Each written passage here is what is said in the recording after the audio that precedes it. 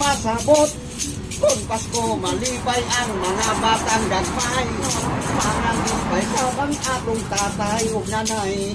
Magbuhat o Christmas tree, magluto maghikay. May mga parol, dekorasyon, di pamitay. Awit sa panaygon, bisat asang balay. Ang saping sitil, maghugot at inilugay.